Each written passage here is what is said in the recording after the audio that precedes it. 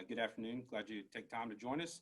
I want to kick off today's media Q&A with a little recap of what we heard this week from Operation Warp Speed and HHS in their press conference earlier in the week. During that press conference, they announced that we should expect that they will no longer hold back our second doses of vaccine, the vaccine we've referred to as boost doses. All indications were with that announcement that we would expect to see the doses that were being held in reserve would be given to us, and we were looking at that as a nice bolus of vaccine coming into the state. Unfortunately, I learned yesterday that that particular system was not necessarily as it had been presented to us, and we've learned that that is the same thing that's been presented to other states. While initially they were apparently holding back the second doses, at the end of December, they had made a decision to no longer physically hold back those doses and to manage that based off of inventory and production. This was something that we were not aware of, and our contact informed us about yesterday, and we are working diligently to see what will that mean to us moving forward. Our understanding is that we will continue to get vaccine. They will no longer separate between boost and prime. All vaccine will come to us, and essentially we will be left to sort out the boost and prime inventory to ensure that we get second doses to our citizens. There are some challenges with that, but I want to make sure and assure everybody that we are going to take steps necessary to ensure that we have second dose inventory available for our citizens. We will manage that probably based off an appointment type schedule. We are doing continuing with our meetings right now to make sure that we are fully prepared to do that. While we're very, very frustrated the way this was communicated and the impression that we were given and have been given in the past few weeks, it's just another example of why we had to remain so nimble and agile in this vaccination effort. We had to adjust course based off of new information we're giving. We're given changes made at the federal level, different things that we see on the ground level that makes us want to alter our approach, feedback we get from the public, feedback we get from you, from what you get from the public as a media, and we just continue to make adjustments and continue to be nimble. That's the name of the game, and that's what we've got to continue to do moving forward. So while we're extremely frustrated that this was presented in such a way and then the rug was kind of pulled out from under us on it, we're going to make adjustments, and we're going to continue the business of taking care of the citizens of Oklahoma. So I want to start with that and just make sure and address that up front. I'll go ahead and now move into some data, some numbers to give you an update on where we're at. We'll start with numbers on our vaccine scheduler portal. As of this morning, 458,426 Oklahomans have registered through the portal to get their notifications of eligibility. 53,227 appointments have been scheduled by Oklahomans that are eligible to receive the vaccine. As of this morning, and again, this was just a snapshot in time, when we looked at it, there were 2,620 appointments that were currently available. As of midnight last night, based off of the data entry into our immunization register, we had administered 185,133 prime vaccine doses. So that's the initial dose of vaccine. 29,239 people have completed the series, receiving both the prime and boost doses, for a total of 214,372 vaccine doses administered. As a reminder, right now, the priority groups that are eligible for vaccine appointments in phase 2 of this plan include healthcare workers, frontline and expanded healthcare worker groups, such as those in allied health fields and general outpatient health services, first responders, and then Oklahomans age 65 plus. As of yesterday, when you compare to how we are doing on the rollout among other states, we're still in the top 10, 7th in fact, in vaccine administration per capita. We're very proud of the work that our teams are doing. Our teams, our partners, so far, we're really pleased with all the hard work that's taken place out there. But we know that there's still a lot of hard work that's coming, that's ahead of us. And while we want to say thank you to all those teams that are working so hard out there across the state, we want to remind the public that there's a lot of work to be done moving forward. So with that, we'll go ahead and stop there, and we'll go into questions and answers. Thanks, Keith. Go ahead.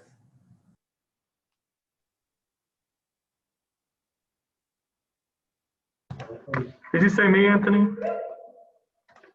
Yeah, sorry, Dylan. Go ahead. It dropped out when he said the name. Keith, would you mind repeating how many prime doses you've administered?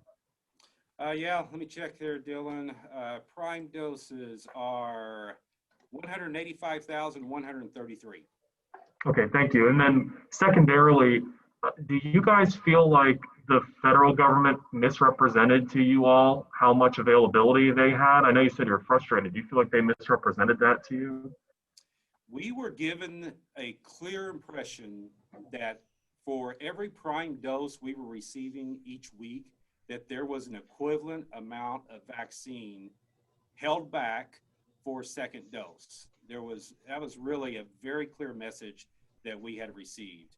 And quite frankly, when I talked to my contact at Operation Warp Speed, that was their impression as well. It wasn't until yesterday that it came to light that may have been true for the first couple of weeks of the response, but then the last couple of weeks or so, they stopped that program and started managing the boost inventory based off of their anticipation of what was coming off the production line.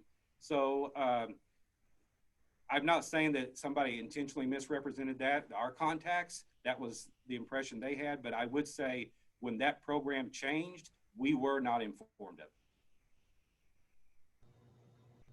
Thank you, Keith. Okay, Jacqueline with Channel 4. Hey, we have gotten a couple of phone calls with people that are trying to, or I guess there's some confusion about when they go and register to get that boost one. They've gotten their initial one. They want to know how they go about getting a boost appointment. Will you just kind of clarify how that works, what they should know, what they should do? Sure, absolutely. So understand we kind of have two categories here right now, because if you remember when we rolled out these large pods across the state last week, those were based off of a appointment system that wasn't done through the scheduler. So the scheduling portal is one way of doing it, and those at that point, they may have received some specific instructions from the local pod. They should follow those instructions they got. But moving forward, we're doing this through the scheduling portal. The way it is set up is we are setting up special pods that will say second dose pods or second dose appointments in there. So they'll be able to go in and identify which ones are for second dose so that they can search for those particular appointments, because we didn't want to have second dose appointments competing for first dose, because we want to make sure and guarantee them a slot to get that second dose appointment. Here's where some of the confusion comes in. We still are not putting out appointments far in advance because we still don't know, especially based off the information we got this week. We're very hesitant to put appointments in based off of just a guess of what we will have on inventory. So I know we've had a lot of people that have scheduled, that have recently got their vaccination, and they are eager to go in and schedule that second dose, but those appointments aren't in the system yet. They will be in either 1 to 2 weeks before that particular appointment is available.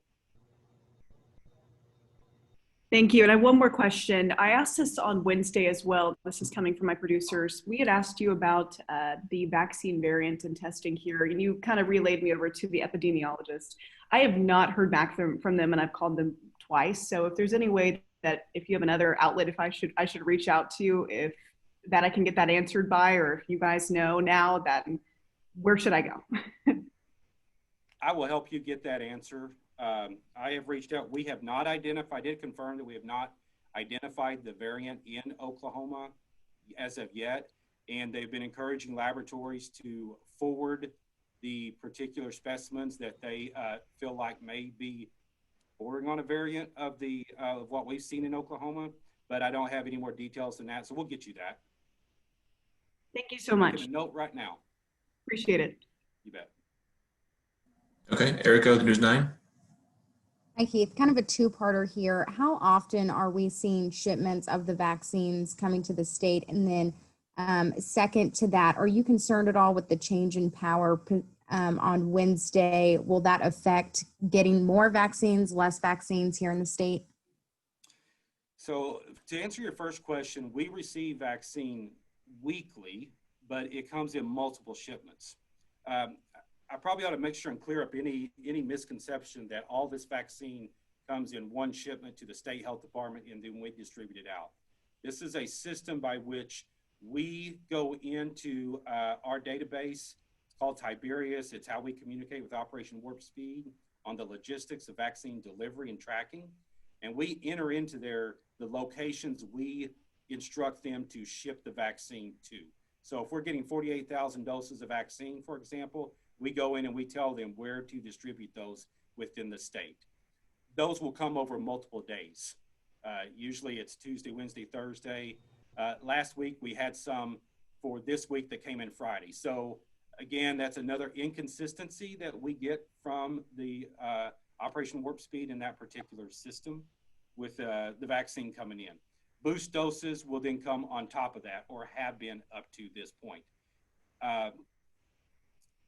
As far as your question about confidence and how it's going to continue, if we're going to anticipate a big change with the new administration, it changes almost daily now. So I certainly anticipate that there will be a change with the transition in administrations. I don't know exactly what that will be.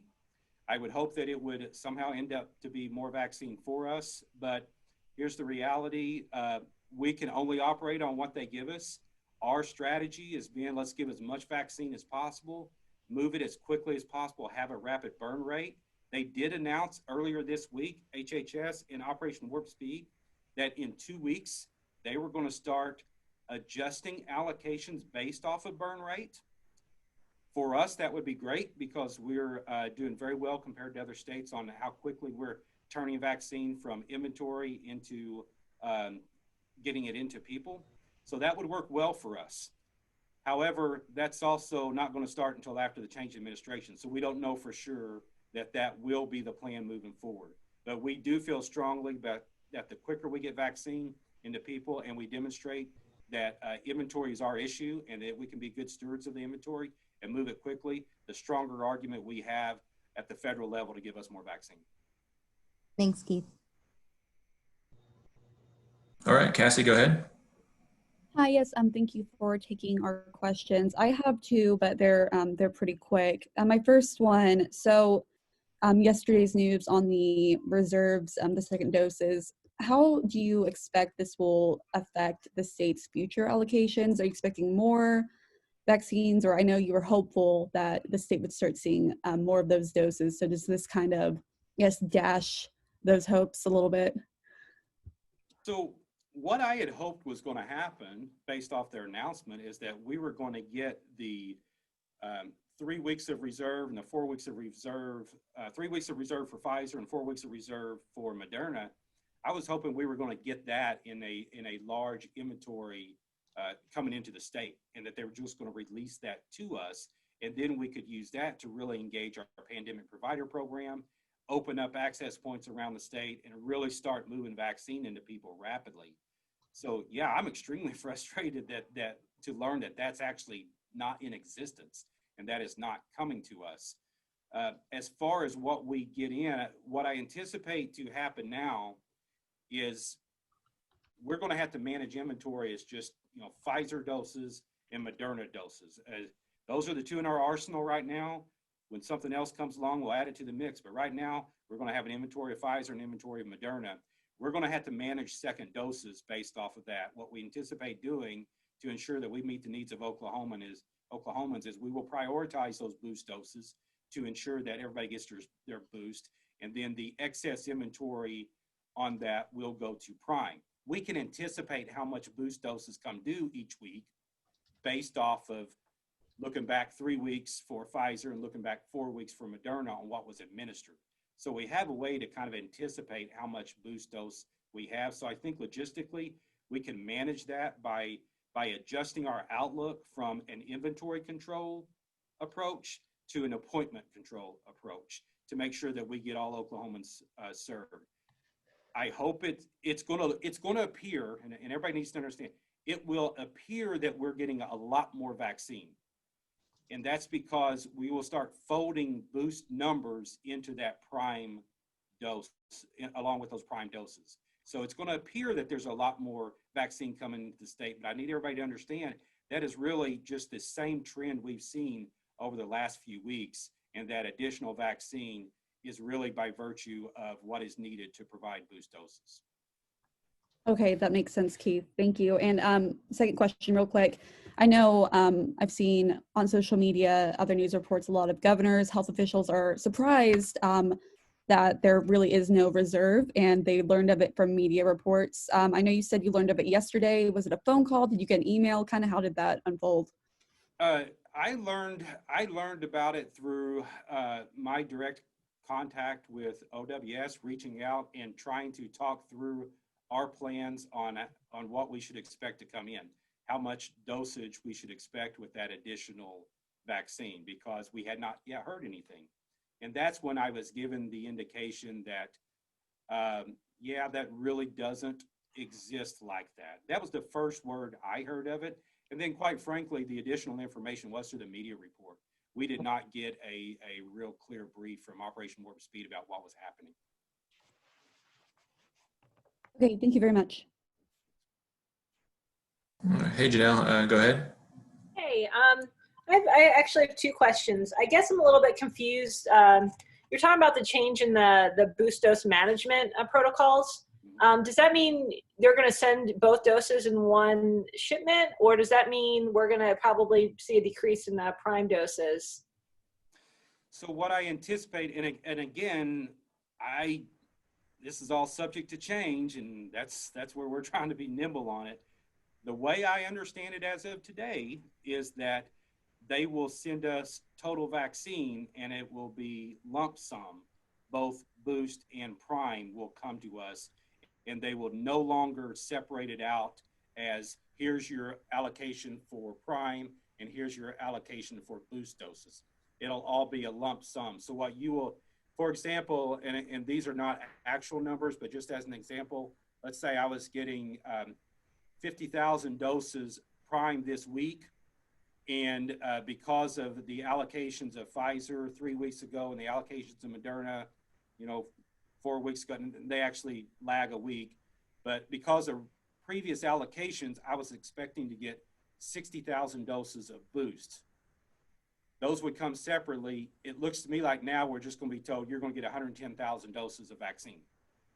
And then we need to go in and manage it through our appointment system to ensure that we get the amount of doses necessary for somebody's second shot to them. Understand the doses are all the same. First dose, second dose, medically speaking, it's all the same. It's completely interchangeable. So that creates no problem for citizens in their second dose. It's just a logistical challenge for us to be able to manage that. Great. And a second question I got from a reader about the vaccine portal. They're noting that the portal has added booster clinics appointments for people who got vaccinated early on, but there's no information about which vaccine is being offered. Someone was on line with 211 for 4 hours trying to get clarification. How do they know which booster clinic to go to, or can you go to both? So keep in mind that the scheduling portal is tied to our large public health clinics, and we are fortunate in that we have access to both vaccines. So the individual, if they have been vaccinated before, we have a record of it in our OSA system. It tells us what vaccine they got the first time, so we can manage that on the back end. So you can go to any clinic that offers a booster dose. Doesn't matter if you got Pfizer or Moderna. Correct. But you do need to get the same type of vaccine you got the first time. If you got Moderna, you must get Moderna the second time. That's right. They're not interchangeable. Correct. Okay. Thank you. All right, Barry, News 9. Thank you. First, real quick question on just booster dose. I know that they come with recommended dates, like, hey, get the booster shot 21 days after, 20 days after.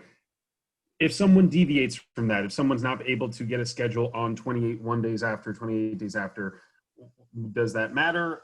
At what point should they be kind of, what's the range for an acceptable booster dose?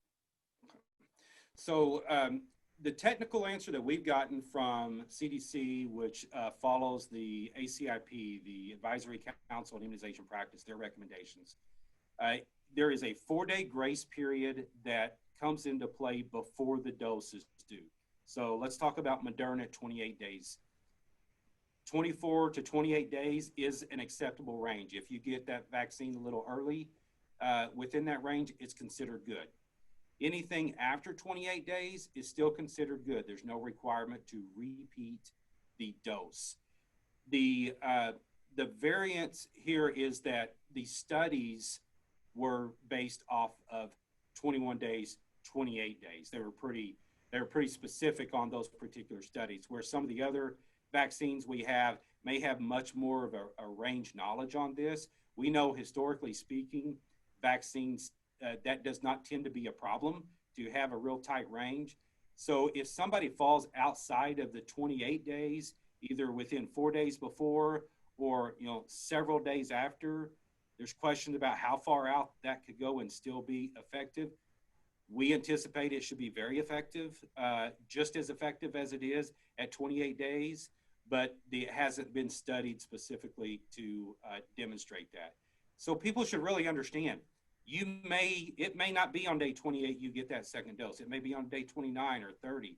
It may be on 27, 26, because we understand that people are going to schedule based off availability of the clinics, and those may shift left or right of that date by a day or two. So we want to make sure and encourage everybody to be patient and understand that if your second dose doesn't fall exactly on that day, it's okay. You should still have a very effective regimen approaching that 95% efficacy. Thank you. I know that we've been getting some comments about that through our viewers. And the other question I have is about the scheduling portal. I was curious if you can describe what people are dealing with, what people are looking at when they deal with the scheduler today. Will that be the same in a week or 2 or 3? Will the scheduler continue to be developed by Microsoft? Will it change at all going forward? Because I know Oklahoma County had kind of yesterday in their Board of Health meeting kind of mentioned that they've had some issues with it and that it's currently doesn't offer a Spanish conversion, things like that. Will the scheduler change at all in the coming weeks and months? Yes, it will change, and I'm going to say it will improve coming up, because that was in the plan all along. What we did with the scheduler is we rolled out what's called the MVP, minimally viable product. It's something that could meet our basic needs. We could get it out quickly so that we didn't experience a delay on trying to get people vaccinated, trying to manage this huge logistical effort. So immediately upon rolling it out, the team started working on improvements on it. We've been making a lot of intermediate improvements now as we get feedback. We get feedback from media. We get feedback from the public on issues, challenges they have. It's where a group gets together and they go through it and it makes sense to them, but maybe they're too close to it, and then the end user uses it and it's, okay, it doesn't make sense. We're taking that feedback and we're going in and making adjustments and changes as we go. Spanish version is in the works now. That's part of our first enhancement plans on this. There's the booster doses, trying to clarify some communication on that. I will tell you that we were working yesterday on adding some language in there to remind people from out of state that this is a Oklahoma scheduling portal. This is for Oklahomans. So we're continually making adjustments on that. We take the feedback very seriously. We wish that on day one we rolled this out, it was going to be perfect and it was going to meet everybody's needs as is, but no, it's not perfect, and we acknowledge that. So therefore, we have to be committed to making improvements on it. All right, I'm Russell Mills with KRMG Radio. Keith, thank you as always for doing this. I was smacking my head hearing what you were saying early in this, and I'm wondering, early on you told us, early on, it was like 2 weeks ago, you told us that basically you were hearing on Tuesdays how much vaccine you were going to get for the next week. Is that still the case? And how much harder does it make it when you now no longer can guarantee that you're absolutely going to get the same or the right number of boost doses. You're just going to have to, I mean, I guess this is all kind of a pyramid thing where if you have to get more every week. So it's a convoluted question, but no, and quite frankly, yeah, I'm banging my head too. Our whole team is. It's frustrating when it's not so much about moving the goalposts as it is changing the rules of the game as we're playing it. So that's why we just keep making adjustments. And our team has been extremely flexible and nimble, and we know that we have to do that. The second dose issue, we've talked about how to manage it, and I think the best way to do that is through an appointment system. And it's not just us. We have to push this down somewhat to the local level for those that are setting up their specific pods, because they go in and identify the number of appointments in those that are for booster shots and the number for initial shots. We have to do a lot more work now to manage our inventory, but it's our reality. So we're going to adapt to it, and we're going to bring resources to bear to adjust and do the best we can for Oklahomans to get the program out as seamlessly as possible. But we're smacking our heads continually. But again, I would ask Oklahomans, everyone, please be patient. It's not just about vaccine inventory. It's about everything that goes into trying to get this rolled out in an easy manner or in a manner that meets everybody's needs. There's a lot of logistics that go into pulling this off. This is not your standard seasonal flu clinics that everybody can get the same thing. They get one shot and we can just run people through huge clinics in huge numbers. This one does not fit that mold. So we have to make adjustments, and that's what we're committed to doing. Doesn't matter how hard it is, it's what we have to do, and we're going to continue to do it. Second question real quick. The idea of splitting the doses in half, thereby doubling the supply at the wave of a wand. I don't know if there's still serious discussions about that.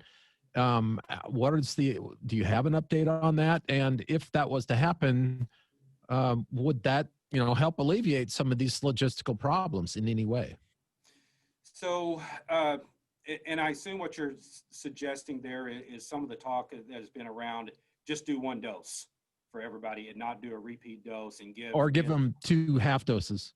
In other words, cutting the amount of vaccine given. Yeah, I don't think there would be any circumstances under which a half a dose would be administered, because that was not in any of the studies to do that. The other talk has been around, should we do a single dose and push off the booster dose to give everybody some protection so you can give more people protection. I don't anticipate that happening either. It's certainly not the directions we've had at this point. It's not, that would not be an ideal situation. This is an excellent vaccine. You're talking 95% efficacy, and we need to make sure those that are vaccinated get that full efficacy. They need that 95%, and it's going to take us a little longer to do it. But I think it's the right way to go about it, is to make sure that we give everybody the most effective protection that we can give them, and then just move through as quickly as possible, taking in consideration all the challenges that we have to overcome to do it. Thank you, sir. You bet. Thanks, Russell. Matt Trotter. Keith, how concerned are you about this announcement that's effectively going to slow down the vaccination effort, just as the CDC's announced the more contagious strain of the virus is probably going to dominate the U.S. Within a couple of months? So I have confidence in our ability to adapt to this and turn vaccine from receipt into the freezer into arms. We're going to be able to do that. We're going to be able to do that quickly. We will adapt, and we will take care of the booster doses. We'll do all that. My concern is about getting more vaccine supply in. I just not at this point. I haven't seen a strong evidence that we're going to see numbers go up weekly like we had hoped they would. It makes me have some concerns that we're going to be dependent on a new vaccine manufacturing coming on board before we start seeing really incremental increases in our vaccine supply, which is what it's going to take to really engage all the tools. We have a lot of tools in the toolbox right now. That's what, if you really want to know where my frustration is, we have a lot of tools in the toolbox. We have a lot of pharmacies. We have urgent care centers, FQHCs, primary care providers. We're now over 1,400 pandemic providers that signed up. Those, in my mind, are sitting there in a toolbox ready to be engaged, and they're all opportunity to get a vaccine to Oklahomans, but it takes supply to do it. So that's where my real frustration is. We will adapt to all the other challenges they throw at us. We'll make it happen. That's our job. That's our commitment. We'll do it. I want more vaccine. Our state, we want more vaccine. If we can do that, we can engage these other tools, and that's where we can really see a real increased pace at which we get people vaccinated. That's when we'll see our growth. Okay. Laura, are you still on? Yes, I'm here. Can you hear me? Great. Hi, Deputy Commissioner Reed. I'm sort of parachuting in here. I'm with the Arkansas Democrat Gazette in Little Rock, and I'm working on a story about how Arkansas is faring compared to other states. As you may or may not be aware, our health department decided to heavily rely on community pharmacies to distribute the vaccine. There's quite a bit of chaos, and Arkansas has not really fared well nationally in terms of how quickly it's being distributed to people here. I know that you all probably are aware of what's going on in Oklahoma, obviously, but I wanted to just try to get a sense of what decisions you all made in terms of the vaccine rollout to different tiers of the population. I'm trying to make this question too big, but sort of the decision-making process behind this and why it's working and what some of the challenges may be. Okay, well, at least it's not a simple question. So early on for us, it was, the priority groups were important to us, but we also had a good knowledge of our existing public health system. We've worked for years, actually, since like 2003, I think it was, we first started getting into exercising response plans to, a bioterrorism event, or some kind of pandemic or something like that. Now, all those plans were put in place based off of theory of a pretty simple process, a one dose vaccine or set of pills or something like that. But the point is that we've been practicing for years to do pods, mass immunization type of events, and we had confidence in that as part of our system. So that was one of the number one tools in the toolbox we knew that we could draw upon to start getting vaccine out there. We also know that we have a great partner system in Oklahoma. We know our healthcare systems, our hospitals have incredible resources. They were willing to step up. Partners in the communities were willing to step up. As I've mentioned, over 1,400 pandemic providers have signed up. So we know that we've got a lot of resources in eager Oklahomans that are ready to step up and help and want to help. As far as making decisions, you mentioned community pharmacies. We know that that's going to be extremely valuable to getting vaccine out to Oklahomans, but it's got to be at the right time. All this is about rolling these things out at the right time.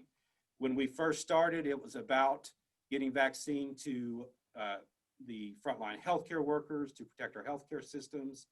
It's our long-term care program, which I will say now we're still not satisfied with the way that's going, but that was an important part of it. But we knew we had to work through some of those resource-intensive groups first, but as soon as opportunity presented itself and supply was available, we had to start getting it to the masses. And in order to do that, we had to initiate our pod plans that were going to ensure that we could start processing large groups of people and we could start burning through this inventory. And we've just been willing to do that. We're not willing to wait to finish one group before we start another. We will start 64 and under with comorbidities before we finish 65 plus. That's the only way we can do this, and to continue to do the right things for Oklahomans and have the burn rate we need to on vaccine to convince the federal government that we need more. And just a quick follow-up, what do you perceive to be the right time for community pharmacies? Here in Arkansas, these are very small operations, as I'm sure many are in Oklahoma as well. I've spoken to a number that have waiting lists of 2,000 to 3,000 people and literally 3 to 4 employees managing this, and they're not even sure where they're going to be paid for their work. So what is your thought on where community pharmacies fit in Oklahoma in terms of your plans? So that's going to be a vaccine supply driven decision. We had to have enough vaccine that we as the public health system, along with our partners to include a lot of large healthcare systems, hospital systems, we had to have the infrastructure in place and very active in doing mass vaccinations, mass immunizations out there. We had to take care of the masses. And then we bring on those pharmacies and those primary care providers, those pandemic providers we've talked about, we bring them on as additional groups. We had to handle those large groups. We can't expect a local pharmacy to handle a wait list of 2,000 or 3,000. That's our territory. That's our responsibility as the state public health entity, and we can't push that off on anybody else. We have to do that ourselves. And so we will bring them on when we have enough vaccine that we can continue what we're currently doing with mass vaccinations, but we have excess supply of what we can get out in, say, a week's time. Then we'll start giving it out to those pharmacies and such so that they can start immunizing and be part of that solution as well. Great, thank you. You bet. Paul Monies. Yes, thanks, Keith, for sharing your time on this stuff. I kind of hear the frustration about the federal supply issues. Has your Operation Warp Speed contact given you any indication? Is this just a question of the feds just putting the money out to buy the supplies, or is it an actual manufacturing issue that they have with Pfizer and Moderna? So, to my knowledge, this is just the rate at which manufacturing occurs. I've been given no indication that there is a actual problem with manufacturing, any setbacks in manufacturing. It's just the manufacturing occurs at a particular rate depending on the specific company. So I've been given no indication that it is a manufacturing problem from that perspective. The purchase of vaccine is obviously limited. We know that what the federal government purchased, and I don't remember the exact number, but it's a finite amount. Down the road, we will reach a point that will start to be exhausted, but it's my understanding that is not an issue right now. It's not a problem right now. I think this is just the rate at which the production takes place. I was under the illusion earlier this week that there was additional supply out there and it was sitting there. But now my understanding is that we're probably getting vaccine about as quick as it's coming through production. I have no information to counter that, unfortunately. I wish I did. Okay, but it's thank still, I just want to tell everybody, vaccine is still coming. I want Oklahomans to know that. Vaccine continues to come into the state, and it's coming at a rate where we continue to vaccinate a lot of people. We've vaccinated at this point we're up to about 6% of the population we provided that initial dose to. So we are making progress. It's just not as fast as we want, and it's not as fast as Oklahomans want, and we understand that. But we'll continue to be committed to getting it to you as quickly as possible. Great, thank you. Andrea. Yeah, hi. And I missed the first few minutes, so I'm sorry if you mentioned this at the very beginning. But you're talking about prioritizing booster shots, and I'm wondering to what extent you think that's going to slow down first doses. Like, are we going to have weeks where 80% of the shots go to boosters? So actually, that's an interesting question, because as we think about this, and I'll just talk through it with you, if we're going to prioritize the boosters to ensure people get their booster shot within a reasonable window when it's due, then I would say you may have weeks that you have more focus on booster doses than you have prime doses. But if you think about that, that will produce a wave. So if let's say this week, I'm just using numbers as an example, we gave 100,000 doses of vaccine, and 80,000 of those doses were boost and 20,000 were prime. 4 weeks from now, I'm going to have almost all, I'm only had that 20,000 that is going to be due for boost. So then I can have a heavy focus that week on prime. It will kind of create a wave in the demand. And I think you're going to see some weeks that will have a heavier focus on boost doses, while other weeks will have a heavier dose on prime.